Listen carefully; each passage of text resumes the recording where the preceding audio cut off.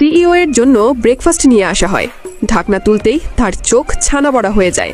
এক একটা প্লেটে এক একজন সুন্দরী মেয়ের ছবি। সহকারী ফোন লাউড স্পিকারে দেয়।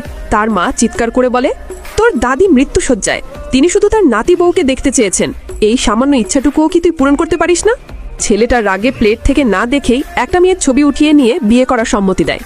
তখনই তার সামনে আরও 2টি প্লেট নিয়ে আসা হয়, যেটাই বিয়ের কিছু গুরুত্বপূর্ণ জিনিস ছিল। সিইও বিরক্ত হয়ে রুমে এসে নিজের ড্রেস চেঞ্জ করতে যায়। তখনই আলমারি থেকে একটা মেয়ে বেরিয়ে আসে। তার সুদর্শন বডির উপর ক্রাশ খায়। সিইও ভয় পেয়ে যায়।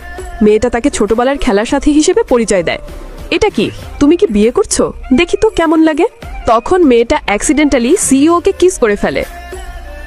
আবারও কল আসে। গাড়িতে যাওয়ার সময় মেয়েটা সিইও এর অনেক খেয়াল রাখে। মেয়েটি বায়না ধরে ঠিক ছোটবেলার মতো কোলে নিয়ে বাড়িতে প্রবেশ করার জন্য। বলেই সে কোলে উঠে পড়ে। তাকে নিয়ে বাড়িতে প্রবেশ করতেই তার মা বাবা নিজের চোখকেই বিশ্বাস করতে পারছিল না। হ্যালো আন্টি, হ্যালো মা, তুমি এসেছো? খুব খুশি হয়েছি। অবশেষে আমার নাতি বউ দেখার সৌভাগ্য হলো। আমার খুব পছন্দ হয়েছে। মা, কি বলছো? ও তো আমার ছোটবেলার খেলার সাথী, নাতি বউ না। হারামজাদা, তাহলে তুই এক্ষুনি বিয়ে করতে রাজি হস নাই? আন্টি, কি করছেন? ওকে বিয়ে করানোর দায়িত্ব আমি নিচ্ছি। কি সত্যি? এক লাফেই দাদি বিছানা থেকে নেমে আসে। সত্যি, আমার তোর মতো একটা সুন্দর নাত বউ চাই। দাদি, তুমি না শয্যাশায়ী ছিলে। ওসব ছাড়, তুই আমার নাত বউ হলেও মন্দ না।